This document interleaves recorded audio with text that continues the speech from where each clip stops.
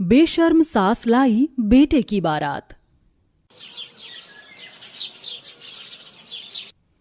अब बस बंद भी करो सासू माँ, और कितने ठुमके लगाओगी?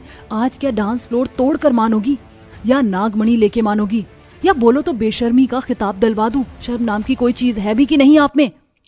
आखिर क्यों शिवांगी सरेआम इतने सारे लोगों के बीच में अपनी सास शकुंतला को बेशर्म बोल रही है? क्यों शिवांगी अपनी सास पर इतनी हाई पर है? तो चलिए देखते हैं।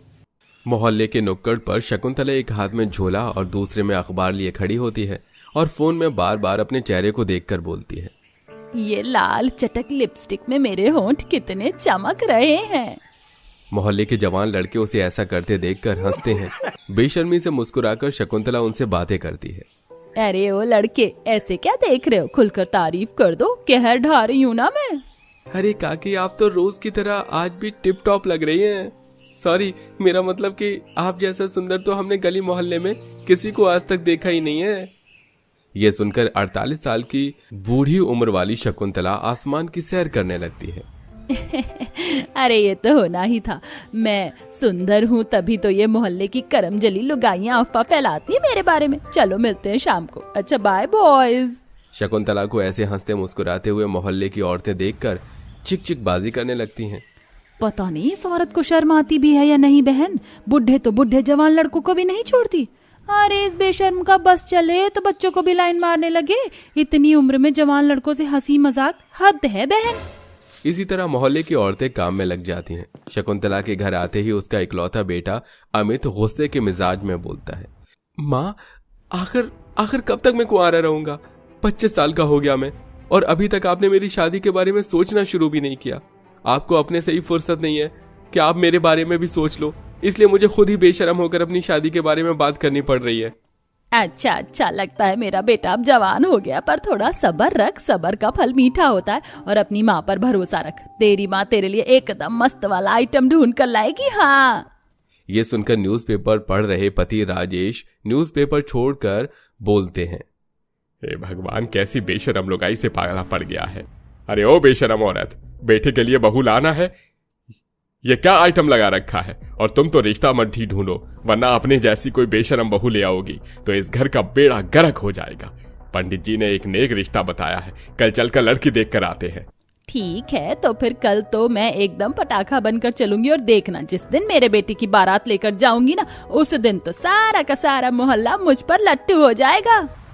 शकुंतला की बेशरम भरी बातें सुनकर दोनों बाप बेटे माथा पीट लेते हैं। ओ भाई, मारो मुझे, मारो। पता नहीं पिताजी, आपने कैसे माँ के साथ इतने साल बिता दिए। अरे मेरी बेशरम धर्म पत्नी, तुम्हारे चक्कर में ये घर किसी दिन शर्म से डूब जाएगा। अरे पंडित जी ने शरीफ खानदान का रिश्ता बताया है, तो कल अपनी बेशर्मी छोड़कर कोई सलीके के कपड़े पहन लेना, जैसे कि साड़ी। अगले दिन वो लोग लड़की के घर जाने के लिए शकुंतला स्लीवलेस ब्लाउज वाली साड़ी, ऊंची सैंडल और खूब सारा मेकअप लगाकर आती है, जिसे देख राजेश ताना मारते हुए बोलता है, अरे ये चेहरे पर दुनिया भर का मेकअप क्यों लगाई? बेटे की बारात आज ही नहीं लेके जाना, जो बन गई हेमा मालिनी बेशरम औरत। देखो जी, ज्यादा मत बोलो वरना मैं नहीं जाऊंगी, समझे? मैं इसी साड़ी में चलूंगी, इसमें बुराई क्या है? इस तरह से सब कोई लड़की के घर पहुंचते हैं। शिवांगी सिर पर पल्लू लिए नाश्ता परोसती है। शकुंतला ठरकी नजर से उसके पिता की तरफ देखती है। जहां सब लड़की को देखने में बिजी होते हैं, वहीं शकुंतला बेशरम अंदाज में हंसते हुए बोलती है, अरे समधी जी, आप तो बिल्कुल राजेश खन्ना जैसे लगते हैं। मैं तो आप जैसे सुंदर इंसान से ही शादी करना चाहती थी, एकदम मस्त गबरू जवान। सब लोग शकुंतला की बेशर्मी भरी बातें सुनकर शक्ल देखने लगते हैं। शिवांगी मुंह छुपाते हुए फुसफुसाती है, हे भगवान, मेरी सास तो बड़ी बेशर्म निकली, मेरे पापा पर ही डोरी डाल रही है। हो सकता है तू ही ज्यादा सोच रही हो शिवांगी। इसी तरह रिश्ता पक्का होता है और जल्द ही बारात वाला दिन भी आ जाता है। शिवांगी की बेशरम सास अपने लिए भर भर कर मेकअप लहंगे लेती है, बुढ़ापे में पार्लर जाती है, यहाँ तक कि शादी की हर रस्म में शकुंतला कुछ ऐसा करती है कि लोग उसकी बेशर्मी को देखकर हैरान रह जाते हैं। आखिरकार बारात वाला दिन आ जाता है, जहाँ वो मेकअप वाली से बोलती है, अरे ओ मेकअप वाली, कितना हल्का मेकअप किया है। अरे भाई अच्छे से लगाओ, थोड़ा गाढ़ा गाढ़ा, मेरे बेटे की बारात है और दूल्हे की माँ हूँ मैं, थोड़ा स्टाइल मारना तो बनता है। पर आंटी जी, आपके ऊपर हल्का मेकअप ही सूट करता है। खुद को आंटी बोलने पर सास चिढ़कर बोलती है, आंटी किसको बोला? आंटी होगी तू और तेरी अम्मा। पैसे चाहिए ना, तो मेकअप पूरा करो। आज तो बिल्कुल मैं अपने बेटे की माँ नहीं बल्कि बहन लगूं ऐसा मेकअप करना, ऐसे तैयार करना कि 10 लोग देखें तो उनकी नजरें मुझे हसीना से हट ही ना पाएं। इसे कहते हैं बूढ़ी घोड़ी लाल लगाम। भूतनी सी शक्ल नहीं कर दी इसकी तो मेरा नाम शीना नहीं।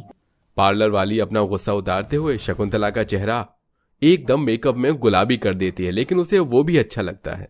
वाओ, OMG, बहुत खूबसूरत लग रही हूँ मैं, just looking like a wow. एक रील बनाना तो बनता है, मेरे इंस्टा फैंस का भी तो दिल धड़कना चाहिए। शकुंतला फटाफट से फोन निकाल कर रील बनाना स्टार्ट कर देती है। मेरे दीदार को ये आईना भी खुद तरसता है, मेरे महबूब तेरा तड़पना तो बनता है, मेरे महबूब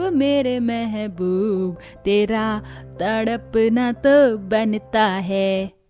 इतने में ससुर सास को बुलाने आता है। अरे ओ बेशरम औरत, अब बस भी कर लो, बारात का समय हो चला है, चलो जल्दी। हाँ जी चलिए, मैं तैयार हूँ। और ये बताइए कि मेरी ये ड्रेस कैसी लग रही है? लग रही हूँ ना अमित की छोटी बहन? अरे तुम तो छोटी बच्ची लग रही हो।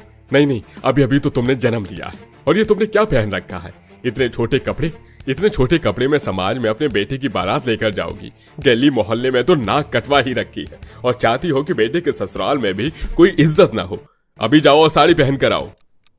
शकुंतला अपना मुंह फुलाते हुए कपड़े चेंज करती है। उसकी जगह पर बहुत ही हॉट साड़ी पहनती है, जिसे देखकर राजेश कुछ नहीं बोल पाता। और शकुंतला अपने बेटे की बारात गाजों बाजों के साथ नाचते गाते झूमते हुए जाती है।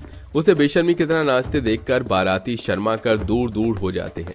जैसे बेशरम सास बेटे की बारात लेकर पहुंचती है तो लड़की के रिश्तेदार वाले उसका रवैया देखकर बातें बनाने लगते हैं। अरे बहू देख तो सही, मेरी चाल और अंदाज देखकर कोई बोलेगा कि मैं तुम्हारी सास ही हूँ? और तुम बहू, कर दिया ना मैंने तुझे भी फेल। हे भगवान, कितनी बेशर्म सास है मेरी। सब लोग घूर घूर कर देख रहे हैं, लेकिन इनको कोई फर्क नहीं पड़ रहा। शादी के पूरे माहौल में सास अपनी बेशर्मी दिखाती है। कभी समधी के साथ चिपक के फोटो, तो कभी मिठाई खिलाती है, और पूरा परिवार उसकी इस हरकत पर बहुत ही ज्यादा शर्मिंदा होता है, जिस पर घर का कोई कुछ भी नहीं बोल पाता है। इस तरह से शादी हो जाती है और शकुंतला की बहू अपने ससुराल आ जाती है। शादी के बाद वो दिन भी आता है जब शकुंतला इंस्टाग्राम पर घंटों जिससे बातें करती थी, आज उससे मिलने जाने का प्लान होता है। अरे बहू, अरे ओ बहू, सुन रही है? हाँ माँ जी बोलिए, क्या बात है? तू बता तो जरा, आज मैं क्या पहनूं?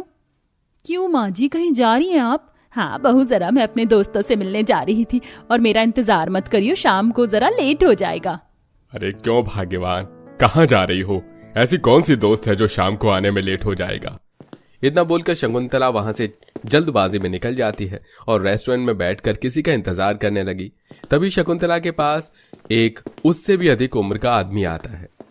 अरे वाह शकुंतला जी, आप इस उम्र में भी इतनी खूबसूरत लग रही हैं, तो जवानी में आप कितनी सुंदर होंगी।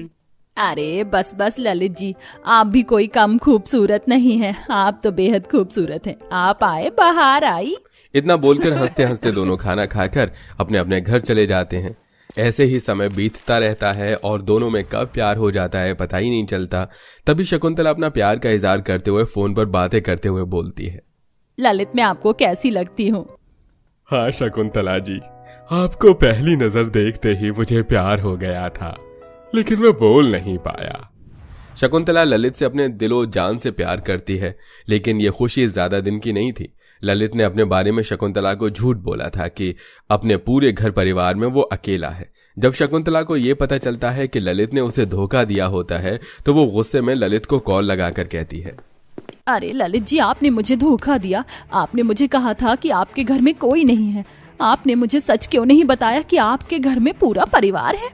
हाँ शकुंतला, मुझे माफ करना, मैं तुम्हें देखकर थोड़ा बहक गया था, लेकिन अब से तुम अपने घर की जिम्मेदारियों को देखो और मैं अपने घर की जिम्मेदारियों को देखूंगा। इतना सब सुनने के बाद शकुंतला अपनी आंखों में आंसू ले रोने लगती है, जिससे कि उसकी बहू शिवांगी उसे देख लेती है और उसे आकर समझाती है। माँ जी, मस्ती भी कोई उम्र के साथ ही अच्छी लगती है। आपके संस्कार आपके बच्चों को गर्व दिलाएंगे, लेकिन आपकी हरकतें उन्हें शर्मिंदा भी करती हैं। उस दिन के बाद से शकुंतला को पछतावा होता है और वो शर्मिंदा होती है और अपनी बहू से सुधार का वादा करती है और धीरे धीरे वो छोटे कपड़े पहनना छोड़कर साड़ी पहनना शुरू कर देती है।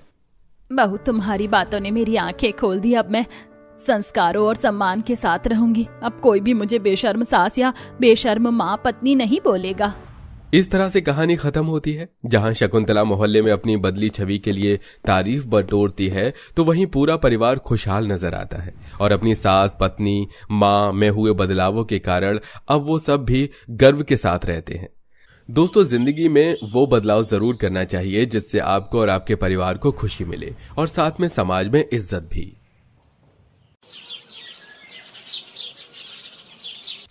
देखो देखो, आज तो हमारी बेशर्म सास ने सुबह सुबह ही कितना मेकअप शेकअप किया हुआ है, जैसे 16 साल की हो।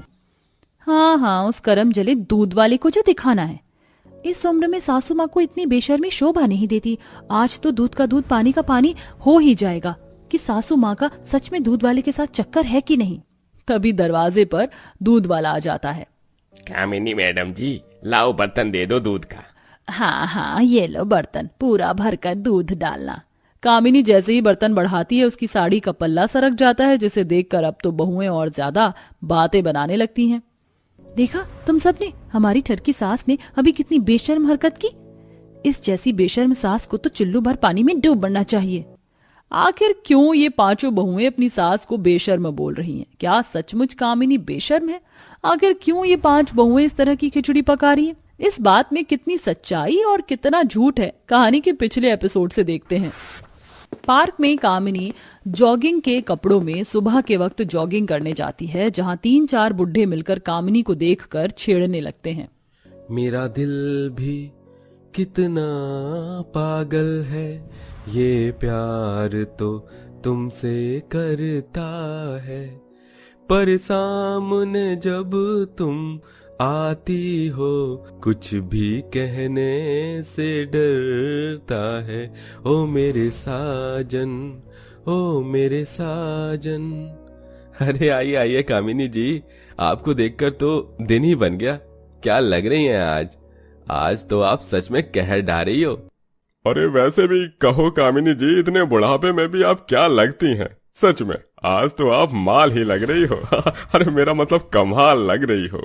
बूढ़ों की बातें सुनकर कामिनी गुस्से में चिढ़कर बोलती है, ऐसा खींचकर तमाचा मारूंगी ना, कुछ दूर बॉल की तरह लुढ़कते हुए मिलेगा, बुढ़ा कहीं का। इतना कहकर कामिनी आगे बढ़ जाती है, जहां पर उसे जवान लड़के मिलते हैं, जिसे देखकर कामिनी ठरकी अंदाज में बोलती है, अरे वाह, क्या स्मार्ट हैंडसम बॉयज हैं। इन्हें देखकर तो मेरा दिल फिसल रहा है। बॉडी भी कितनी मस्त है। इनमें से कोई मेरा बॉयफ्रेंड बन जाए। ऐसा बोलते हुए 45 साल की कामिनी लड़कों के पास आ जाती है। हेलो हैंडसम बॉयज, तुम में से कोई क्या मेरा दोस्त बनेगा? अरे आंटी जी, हम आपके बेटे की उम्र के हैं, आपको शर्म नहीं आती दोस्ती करते? देखो देखो दोस्तों, जिस उम्र में भजन कीर्तन सुनना चाहिए उस उम्र में जॉगिंग की ड्रेस में आंटी घूम रही हैं। अरे आंटी किसको बोला? आंटी होगी तेरी अम्मा, अभी तो मैं जवान हूँ।